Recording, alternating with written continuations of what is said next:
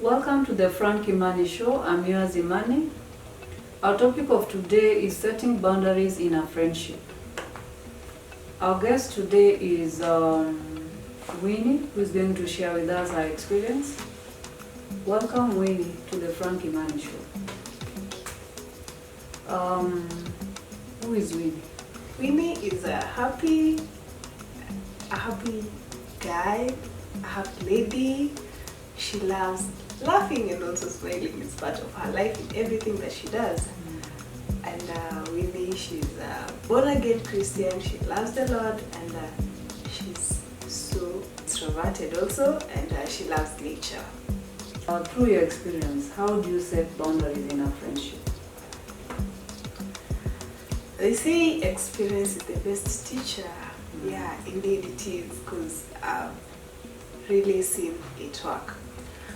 So one thing I always advocate is, especially I'll be measuring on the opposite gender, setting boundaries with the opposite gender, because at times you find yourself, you're having a friend who is on the opposite side, and without boundaries, things can mess up, and then you come and realize later.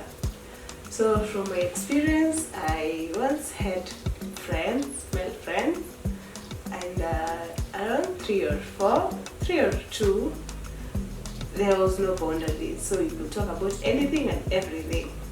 So there's this one friend also. We had a conversation, and we had to talk about all how is he and everything, about how everything is going about his life, his academics, his spiritual life, his social life, his financial, and so could I talk to him. So I also used to be open to him.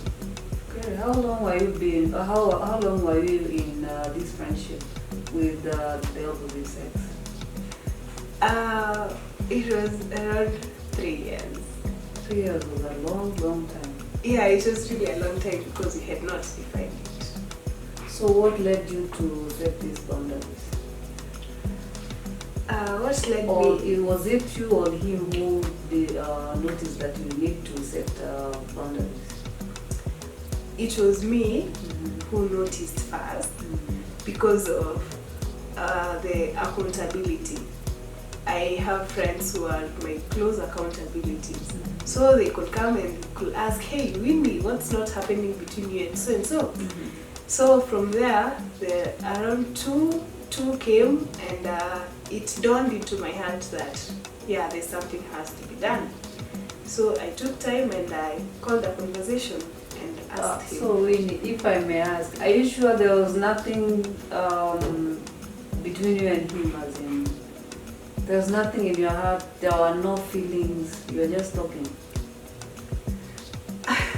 Well, You didn't ask yourself, what is this that made you so excited to be talking to this person for that long? okay, what made me so excited is because like we were having a conversation, and it's someone who was always there. You know, we are human beings, and we always want someone to be there for us. When you're happy, you want someone who you go and pour your happiness, share your happiness with. And also when you're sad, you want someone who you want to go and share your sadness and have a shoulder to lean on. So he was that one person. About feelings, I don't know, I can't tell, because on my side I didn't want to give the feelings the better part of me. Since he's a man, and if I had the feelings, there's nothing I could change, because I couldn't go and propose to him. So you had the feelings, but you were waiting for him to say something, or did you have something like that? Were you wishing that he could tell you that can we move our friendship to the next level? Yeah, I wouldn't have mind. So it means this is someone that you liked so much that even if he would have asked you for your for you to move your friendship to the next level, you would be okay with it? Yeah, I would be very okay because, for having a relationship with someone or moving a friendship to another level, which basically it's a relationship which leads to dating and then leads to marriage. So you would prefer your friend at most cases because this is someone you know very well. So yeah. So this, so it was. It's just that you did not say anything. Otherwise, you were bold enough to call him and say, "Let's set boundaries." And yet you wanted him to say, and maybe you wanted him to say, "Ah, by the way, no. I want us to go this way and this way and this way," but he did not say. Hey, money. Eh? Okay, it's really a hot seat. But I couldn't have mind, just have said, I couldn't have mind him coming to say, and I don't think if I could have said no. Yeah, since it's my friend, it's someone I've known for all those times. And this is someone like you can be naked, like you can pour out your heart to. So I could, if he could have come, yeah. So if when you talked about setting boundaries with him, do you think it's something that made him to slow down on what you were doing, as in the talk that you had, the hours, the days? Did he slow down on that? Once you said let's set boundaries, did he? First it was hard, just to be precise, like it was really hard. For both of you or for you? Okay, I don't know for him, but for you it was hard. But for me, it was really hard. First initiating that conversation, and then for you had fear that he guy might disappear. No, I had fear that he might misinterpret. He might misinterpret. So that's what really, I was really afraid about it. So I had fear that he'll misinterpret. But I got bold and said what I wanted because it was getting a bit worse. So I said what I wanted, and after that, he didn't respond as how I expected because he just said okay. Like just okay. It's okay. but did he say okay in you could see someone is accepting what you're saying, or it's okay with Shingo Pande? Apparently, it was an okay via text, and it was plain. It didn't have anything, so you can't trace. If it could be maybe face to face, I could read the facial expression like I'm reading you. You did that over the phone? Yeah, because we were at home. We were far away from each other. Far away from each other. Yeah, distance. So you were in college, and maybe he was somewhere else. We were at home, one of us. Like I was in your home, and he was in his home. Oh. Wow. So in this friendship, was it only conversational, or it was romantic somehow? Apparently it was just conversational. I mean, specifically I'm asking, was it sexual? No, it was just conversational, like just talks. Actually, even at times I always sit and I'm like, what are you talking about? Did you have time to meet together, or you were just on phone only? We had time to meet together. Yeah, once in a while. I think around twice or thrice. Yeah. So you used to meet in somebody's home, or it was in hotels? No, for me, I have phobias in meetings. Especially if it could be for the opposite gender. What I could prefer is an open place, literally open. Okay. Just for trust issues and other things. So so just open place. Yeah. Yeah, so anyway, I commit to open because that's where I could be comfortable. Yeah. After that incident, did you find yourself getting involved with other men? As in, you involve yourself in other men, or you started thinking of setting boundaries? Every man you meet, you set boundaries. If you know you're not, your friendship is not leading to anything serious, so. Yeah, after that incident, yeah, I met other people. I met other men, colleagues. So we had to interact one with another. So one thing, it's like I couldn't allow, if it's work, it's work. If it's school, it's school. But if someone is coming a bit trying to break it, I always believe before you assume, just ask. Just ask. It's better you ask. Whatever the response you get, but you ask. Like if I want this water, I say, hey, Imani, kindly assist me with a glass of water. Whether you give me or you don't, I've already asked for that glass of water. But I can't just sit there and I'll be like, you'll assume I want a glass of water. Don't forget to take your tea. Yeah, thank you. I mean, so I can't assume that. So from there, I really learned one thing: before you assume, ask. So anyone who could come and then it's like he has other agendas, he will be like, hey, what's up? What's the plan? Just to let you know before you begin what you want to start. So that before you begin, you have a clear that you know this girl, she has her boundaries and she knows what she wants. Yeah. So, and also I try to minimize conversations because communication is also one of the major things that brings a lot of attachments. Yeah. The more you communicate with someone, the more you get attached to that person. So I try to reduce the communications with people, with not really with all, but to reduce, just to break those attachments. Yeah, and I think the more you talk to someone, the more you get, you expect more from your expectations are raised, so you expect someone to say something beyond the friendship that you've been having. Sure. So the more you talk, the more it brings those attachments, and the more your expectations will be so high. So you'll be like, today.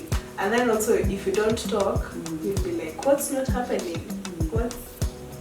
So is this now your side or for the guys? Huh? If you don't talk, they'll ask what is happening, or if you yourself, you don't talk, they'll ask what is happening.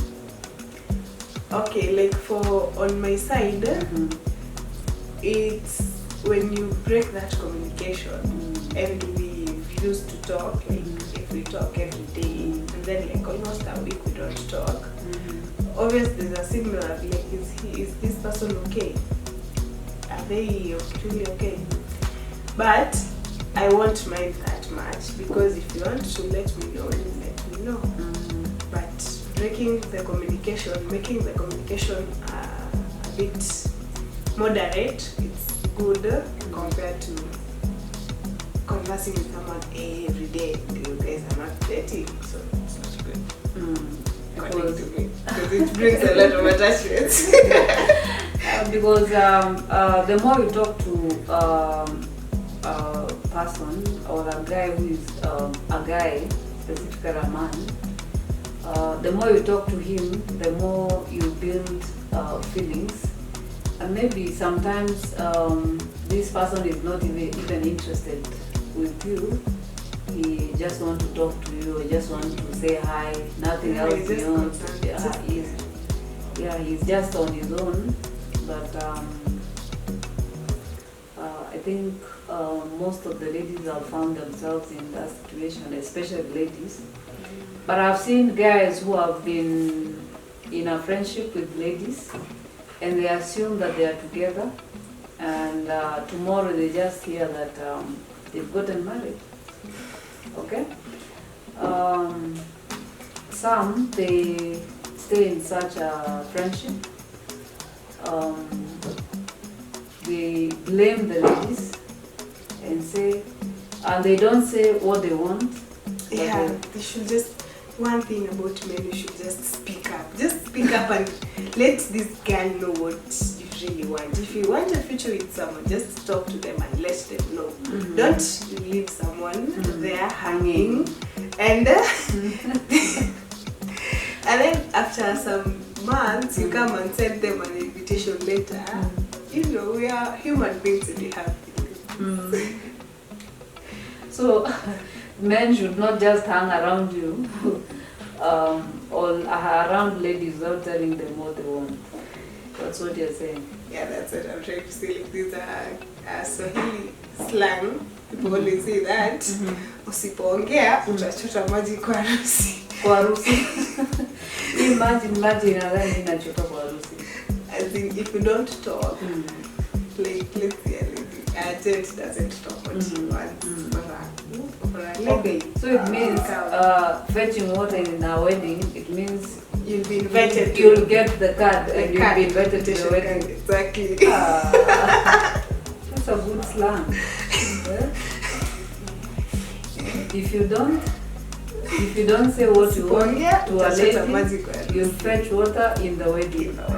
Oh my goodness. In another way, it's just like saying like you get an invitation card and then you'll be shocked. Why did I say? Why did I talk? Speak your mind. They say no or yes, just speak your mind. If you have an interest in someone, just let them know. But Winnie, don't you think there are also ladies who can hang around a guy, and then when they get the right person, they just disappear? But what I know is if they hang around, and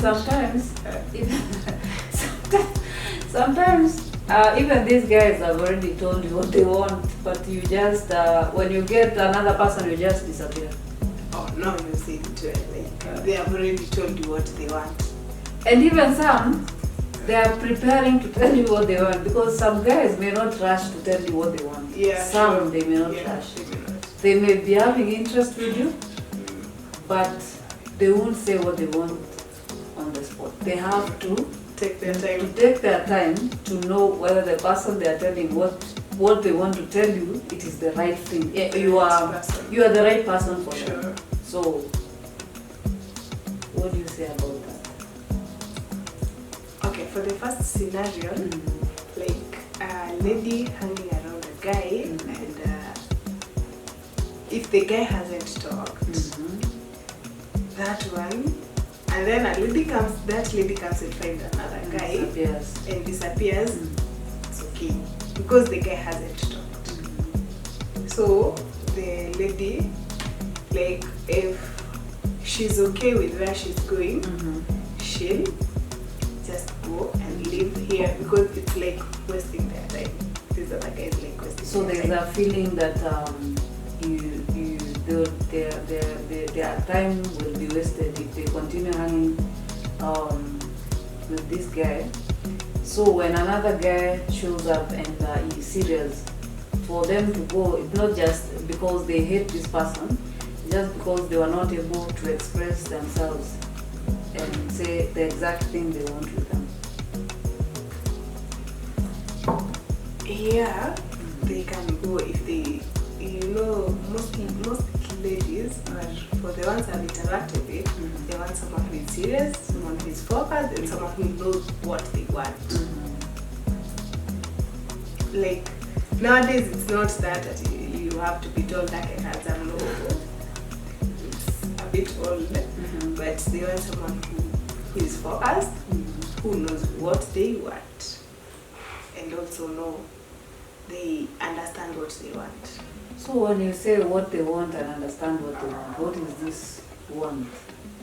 Okay, like As a lady, now you're talking as a lady. talking as a lady, knowing what I want. No. What the guys want. What the guys want. No. You said you have a man who knows what they want. Yeah. Ladies want a man who knows what they want. Yeah. So what is this that you ladies want men to want?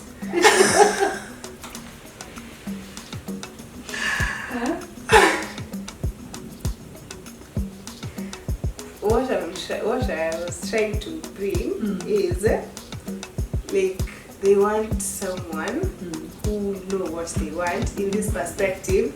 Like this guy is focused on you, on let's say money, and he wants money, and It's money. and he's focused. If it comes to money, talks his mind to money, and then wait. You're getting it? Yes, I'm getting Yeah, so that's how. But, and then there's this, that was guy A, and then there's this guy B who doesn't understand if really he needs money or he needs Rehema. So you see, guy A, Imani will go for guy A because guy A knows what he wants. And guy B, he's confused. He doesn't know what he wants. So so this guy B is finished. Should just sit down and think. And rethink of his Decision, because you can't chase two birds at the same time. You have to chase one. Chase one. If it fails, then go to the other one. Wow. Chase one. When it fails, go to the other one. Wow. So when you say chase one, it fails. If it fails, goes to the other one. So that means you had two people to compare, or three or four. Guys or ladies have 2, 3 people to compare.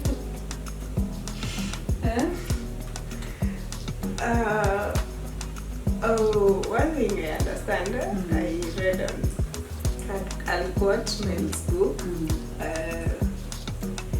He said there's this part that we don't have only one person, but one like partner. Like it's not that we just have one person who is destined that this one will be our partner. Because what if, I was trying to think, what if that person dies when you're still young? So you won't.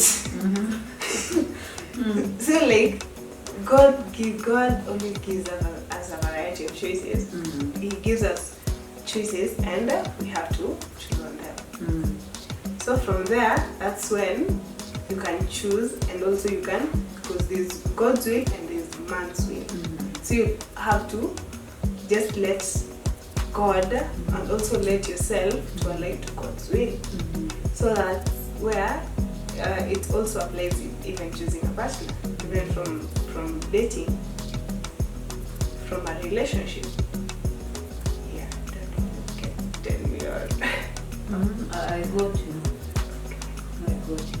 So look at the camera, and we have people out there, or we have men, we have ladies who are not able to set boundaries in friendship with an opposite sex, and they need to hear you as you advise them. What would you advise them? Wow.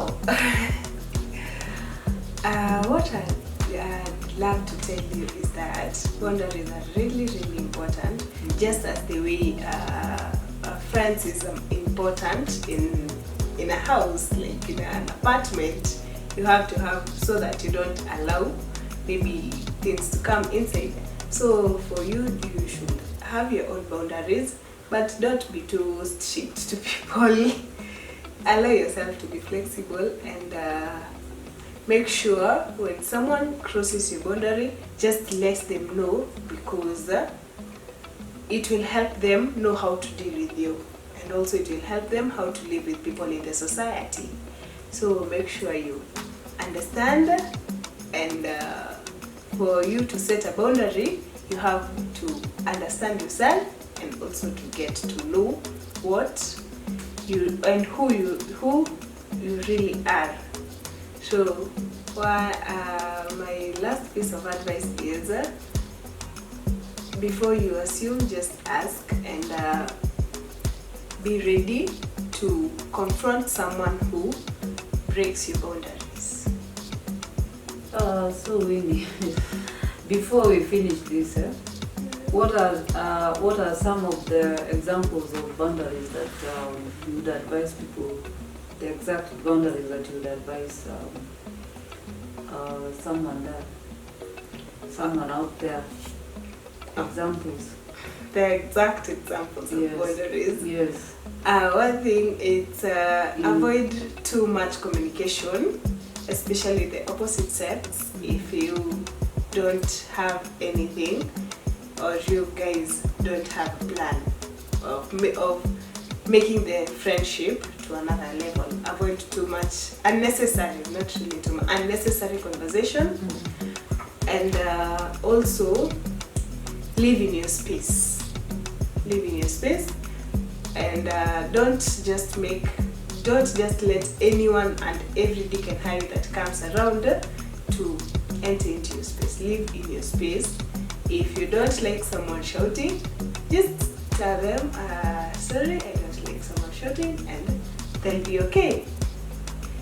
And also another thing that you can help so that you don't fall, especially in setting a boundary, is know when and know what to talk to someone.